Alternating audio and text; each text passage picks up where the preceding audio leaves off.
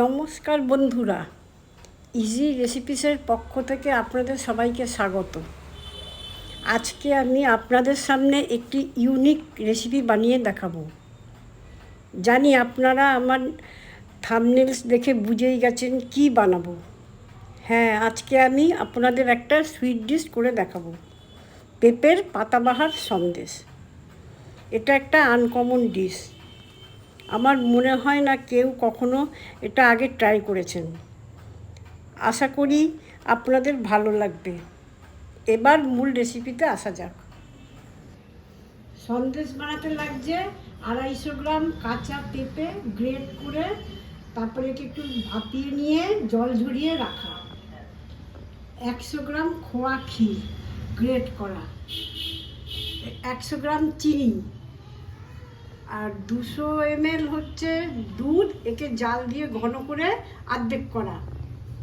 আর লাগছে এলাচ গুঁড়ো, সামান্য গোলাপ জল, ঘি, আর সাজানোর জন্য লাগছে চেরি কুচি, পেস্তা কুচি, আর এটা বাদাম কুচি। আর লাগছে 10 টাকাওয়ালা গুঁড়ো দুধের পাতা। এবার আমি রেসিপিটা শুরু করছি। প্রথমে আমি ঘি দিলাম 2 চামচ। কড়াইটা আমার আগে থেকেই গরম করে নিয়েছি। এরপরে আমি দিচ্ছি ভাপানো পেঁপেটা।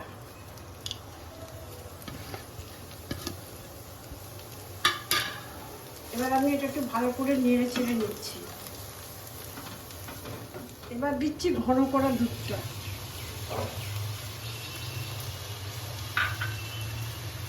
তারপর এর মধ্যে দিচ্ছি 100 গ্রাম চিনি। আবার আমি এটাকে ভালো করে আস্তে ফ্লেমটাকে লোয়ে দিয়ে এবার আস্তে আস্তে করে নাড়াচাড়া করে নিচ্ছি। চিনিটা গলছে আস্তে আস্তে, সেই জন্য আস্তে আস্তে করেই নাড়ছি এটা। তারপরে আমি এর মধ্যে দেবো খোয়া ক্ষীরটা। চিনিটা গলে গেছে এর ভিতরে, এবার আমি খোয়া ক্ষীরটা দিয়ে দিলাম। সব দিয়ে দিলাম। এবার ভালো করে নাড়বো যতক্ষণ না কড়ার গা থেকে এটা হয়ে খুলে আসে, ততক্ষণ ধরে আমি এটা নেড়েই যাব। পাকও হয়ে যাবে আর গা থেকে এটা পুরো খুলে যাবে। নাড়তে নাড়তে এটা এখন কড়াইয়ের গা থেকে ছেড়ে আসছে।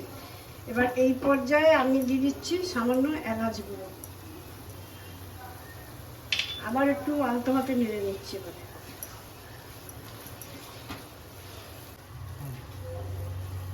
এই সন্দেশের মিক্সচারটা অনবরত নেড়ে যেতেই হবে। এটা একটা পাক পাক মতো আসবে, যেমন আপনারা বাড়িতে নাড়ু ঠাড়ু বানান সেরকমভাবে একটা পাকের মতো আসবে। আর এই কড়াইয়ের গা থেকে পুরো একদম এরকম আলগা হয়ে যাবে। এইভাবে নেড়ে যেতেই হবে, কারণ জিনিসটা খুব সুন্দর হবে। এবার এর মধ্যে গুঁড়ো দুধটুকু ছড়িয়ে দিচ্ছি। এটা একটু আঠা আঠাও হবে আর ছাপ তুলতেও সুবিধা হবে। এই গুঁড়ো দুধটা অল্প অল্প করে মিশিয়ে দিচ্ছি। এবার গুঁড়ো দুধটা দিয়ে ভালো করে নাড়িয়ে নিচ্ছি আমি, আর সামান্য একটুখানি গোলাপ জল দিচ্ছি।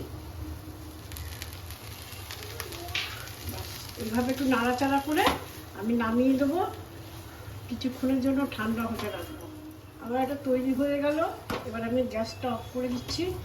এবার নামিয়ে এটাকে ঠান্ডা করবো। এইভাবে আমি আধ ঘন্টার জন্য ঠান্ডা করতে দিলাম।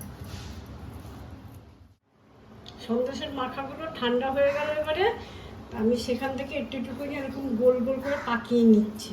আমার তো কাছে সন্দেশের ছাপ নেই, সেই জন্য আমি একটা কাঁঠাল পাতা নিয়েছি। কাঁঠাল পাতার এইখানে আমি একটুখানি ঘি লাগিয়ে নিচ্ছি।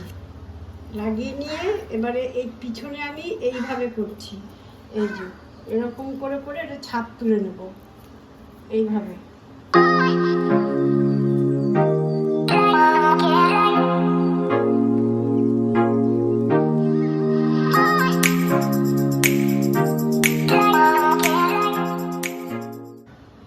এই দেখুন আমার হয়ে গেল। এই যে এবার পিছন করে এবার এই পাতাটা আমি তুলে নিচ্ছি।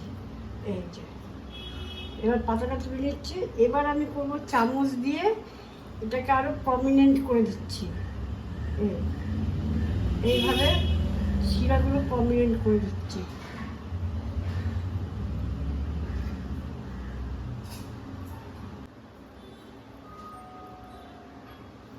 এবার পাতার একটা বোট দিয়ে দিচ্ছি, এই যে পাতার এই যে বোট, এই যে আমার হয়ে গেল। এবার আমি একটু সাজিয়ে দিই।